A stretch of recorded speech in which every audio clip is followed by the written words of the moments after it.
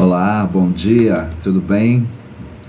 No primeiro vídeo que eu gravei para este canal, eu falei de forma muito breve sobre o tema da repetição, que é uma questão que ocorre em certos relacionamentos devido a algumas questões que envolvem o passado dos pacientes e que vão se repetindo algumas ações e atitudes, comportamentos dos seus parceiros, das suas parcerias amorosas.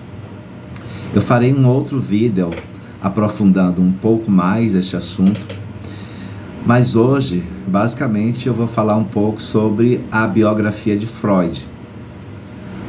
De forma bastante sintética, falar de Freud não é uma coisa fácil, a gente sempre tenta fazer um resumo e ainda assim ainda ficam muitas brechas devido a uma vida muito intensa que foi a do nosso austríaco, o pai da psicanálise.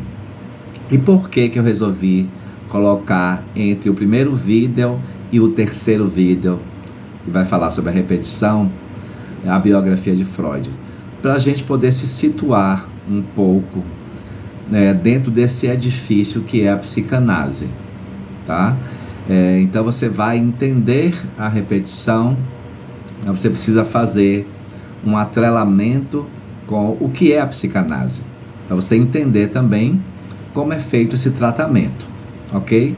Eu tenho um roteiro que está aqui, então eu vou ficar olhando para ele, coisa muito natural, para não me perder nas considerações que eu vou fazer sobre a vida dessa personalidade mundial que trouxe essa contribuição primorosa que é a psicanálise. Então, quem foi Sigmund Freud? Ele vai nascer basicamente no dia 6 de maio de 1856 em Freiberg, tá? A antiga República Tcheca. Lugar onde se falava, a linguagem principal era o alemão. Então algumas vezes se confunde, Freud era alemão, não era alemão. Não, ele era austríaco, tá? E falava o alemão, dentre outras línguas, mas a sua língua de nascimento era o alemão. Ele teve 6 irmãos e nasceu dentro de uma família judia, né? Mas no judaísmo, assim, não radical, tá? Os pais dele seguiam a religião judaica, mas não era aquela coisa, né, muito fechada e hermética. Havia uma certa liberdade ali, tá? Ele vai, desde pequeno, ter um interesse muito grande pela mitologia, embora a gente saiba que o Jung, né, foi mais além do que Freud, tá?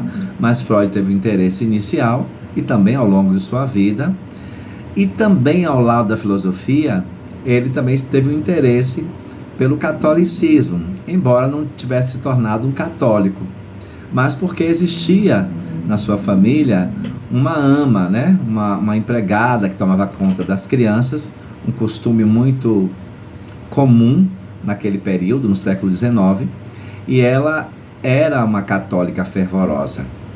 E ele tinha um certo apego e ela falava, né, das coisas da igreja para ele. E ele ouvia aquilo com interesse, porque o Freud, o pequeno Freud, ele era muito interessado nas coisas, nas histórias, nos fatos, nos acontecimentos, nas narrativas que lhe eram contadas.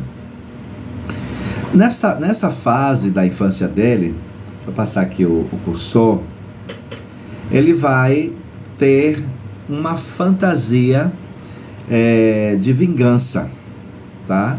Onde ele vai eleger o imperador Aníbal em primeiro lugar e depois Alexandre o Grande. E por que isso acontece, já que a fantasia é um tema também tratado na psicanálise?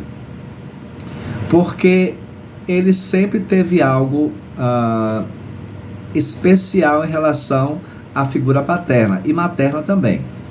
Mas a paterna em primeiro lugar, por quê? Porque o pai representa a força, né? A energia yang, a masculinidade, o poder.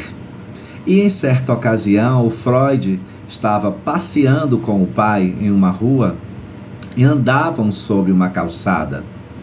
E passou um homem que era antissemita. E aí pediu ao pai de Freud que descesse da calçada porque ele queria passar.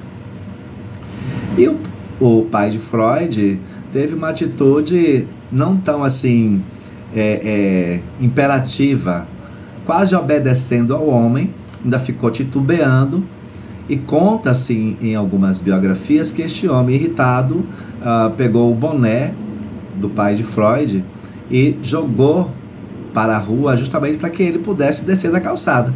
E assim este homem fez. E o pai de Freud se abaixou, pegou o boné, colocou na cabeça e continuou andando. Ou seja, ele era um homem tranquilo, que não se exasperava com situações e tinha um autocontrole em relação ao preconceito religioso que já era muito forte naquela época. Só que isso para o menino de 6, 7 anos de idade vai gerar uma imagem deste pai. Vai gerar uma imagem paterna que não é uma imagem de um herói, de um protetor, de uma pessoa que sabe se defender e defender a própria criança. Então é por isso que ele vai constituir uma fantasia de vingança, ou seja, erigir um personagem másculo, forte, como ideal de paternidade. E são justamente esses dois imperadores, o Aníbal, tocou o telefone aqui, o Aníbal e o Alexandre, que ele vai considerar como figuras, digamos assim, paternas. Desde muito